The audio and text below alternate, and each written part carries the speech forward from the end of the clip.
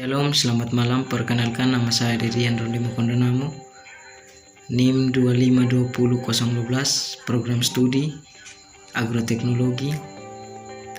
Tujuan video kali ini untuk memenuhi ujian tengah semester mata kuliah ekonomi pertanian dengan topik sumber daya dalam pertanian. Sumber daya pertanian terdiri dari yang pertama, sumber daya alam dan lingkungan atau tanah, lahan, air, flora dan fauna, sinar matahari, iklim dan sebagainya. Yang kedua, modal atau kapital. Yang ketiga, manusia. Yang keempat, teknologi. Yang kelima, manajemen. Secara umum, sumber daya alam atau SDA berdasarkan jenisnya dibagi menjadi dua. Yang pertama, SDA yang dapat diperbaharui atau renewable resources. Yang kedua, sumber daya alam yang tidak dapat diperbaharui atau non renewable or exhaustible resource. Sumber daya alam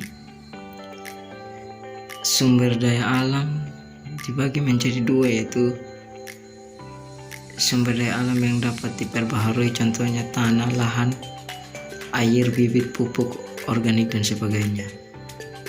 Yang kedua, sumber daya alam tidak dapat diperbaharui, contoh sumber daya mineral atau minyak bumi, gas alam, batu bara, emas dan sebagainya. Sumber daya dalam pertanian. Yang pertama, sumber daya pertanian bisa merupakan input atau faktor-faktor produksi dalam proses produksi pertanian. Yang kedua, proses produksi pertanian adalah proses yang mengkombinasikan faktor-faktor produksi pertanian atau input untuk menghasilkan produksi pertanian atau output.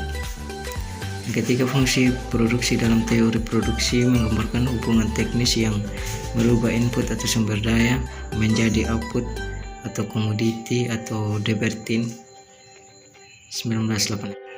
Faktor produksi pertanian. Yang pertama, input secara garis besar dapat dikelompokkan dalam lahan atau A, tenaga kerja atau L, dan modal C. Produksi juga dipengaruhi oleh lingkungan E, teknologi T, dan karakteristik sosial petani S. Jatileksono dalam lahan atau tanah atau land.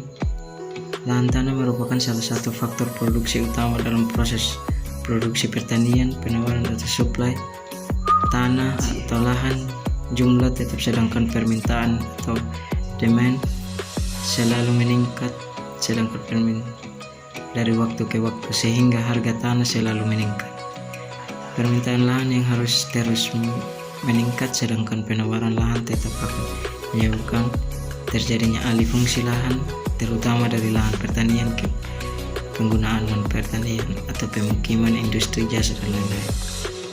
Tenaga kerja atau labor. Tenaga kerja dibagi menjadi dua, yaitu tenaga kerja dalam keluarga, tenaga kerja luar keluarga.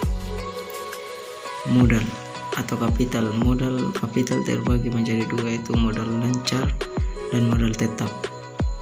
Modal lancar itu ada bibit atau benih, pupuk, pestisida atau bahan pengendali hama, penyakit.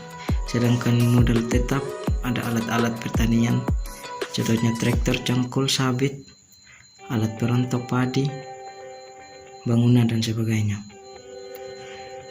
Teknologi itu ada teknologi mekanis, teknologi kimia, teknologi biologi, teknologi asli atau lokal. Lingkungan. Pertanian sangat terkait dengan lingkungan, baik lingkungan sebagai sumber daya yang digunakan dalam faktor produksi pertanian maupun pertanian juga menghasilkan jasa lingkungan positif atau eksternalitas positif atau menghasilkan oksigen, pengatur iklim, mikro, serta pencegahan erosi.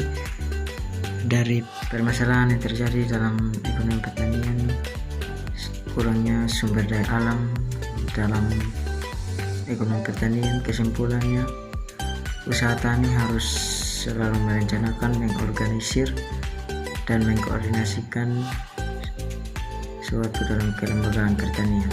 Terima kasih.